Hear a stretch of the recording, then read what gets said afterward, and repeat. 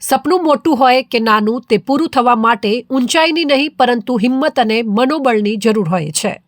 ગુજરાતના ગણેશ બારૈયા આ સત્યનું જીવંત ઉદાહરણ છે. શારીરિક ઊંચાઈ ફક્ત 3 ફૂટ, પરંતુ સ્વપ્ન એટલું ઊંચું કે આકાશને સ્પર્શી જાય.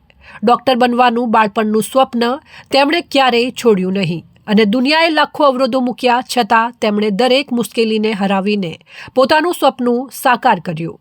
2018માં જ્યારે ગણેશે MBBS માટે અરજી કરી ત્યારે મેડિકલ કાઉન્સિલ ઓફ ઇન્ડિયાએ તેમને ફક્ત ઊંચાઈને આધારિત પ્રવેશ નકારી દીધો. તેમના માટે આ માત્ર નિરાશા ન હતી, સપનાનું દરવાજું જાણે બંધ થઈ ગયું હતું. પરંતુ ગણેશ જેવા દ્રઢ મનોબળવાળા વ્યક્તિઓ સપના નથી છોડતા, અવરોધો છોડી નાખે છે.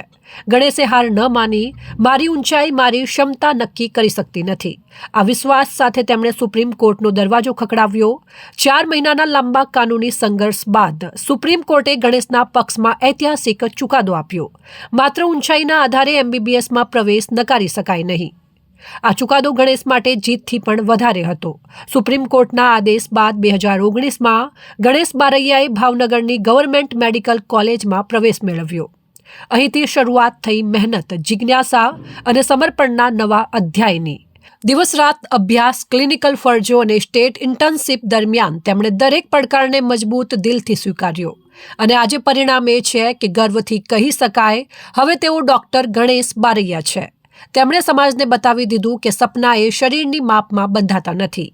સપના ફક્ત મનની ઊંચાઈ જ માપે છે. ગણેશ બારૈયાની કહાણી દરેક યુવાનોને એક જ સંદેશ આપે છે કે હોડ તો બધાને હોય છે, પરંતુ જીત તેને મળે છે જે ડરતો નથી.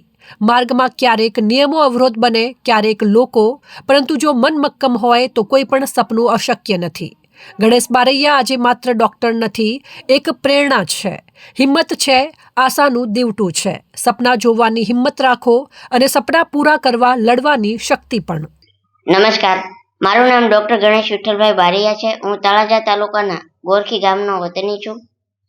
મેં મારું પ્રાથમિક શાળાનો અભ્યાસ ગોરખી પ્રાથમિક શાળામાંથી કરેલો છે અને ત્યારબાદ માધ્યમિકનો શિક્ષણનો અભ્યાસ શારદા મંદિર માધ્યમિક વિદ્યાલય દેવલીથી કરેલો છે અને 11-12 સાયન્સનો અભ્યાસ નીલકંઠ વિદ્યાપીઠ તળાજામાંથી કરેલો છે.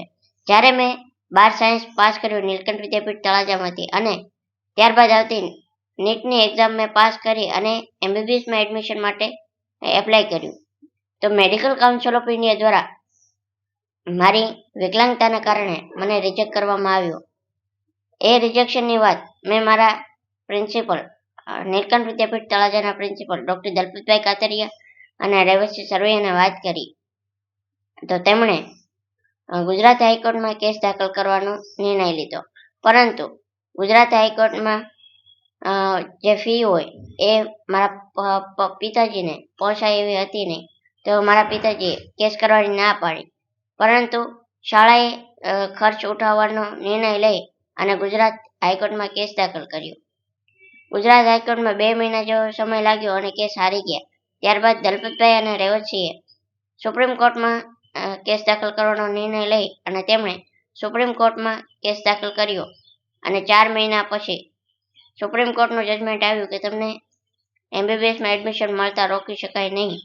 તો મેં 2019માં 1 ઓગસ્ટ 2019ના રોજ ગવર્મેન્ટ મેડિકલ કોલેજ ભાવનગરમાં MBBSમાં એડમિશન લીધું અને MBBSની સ્ટડી સ્ટાર્ટ કર્યું અને ફેબ્રુઆરી 2024માં MBBS પૂર્ણ કરી અને ઇન્ટર્નશીપ સાથે માર્ચ 2025માં મેં મારી MBBSની ડિગ્રી મેળવી અને હાલ હું સર્ટી જનરલ હોસ્પિટલ ભાવનગરમાં મેડિકલ ઓફિસર તરીકે બોન્ડેડ મેડિકલ ઓફિસરની પદવી ઉપર નિમણૂક થયેલ છું.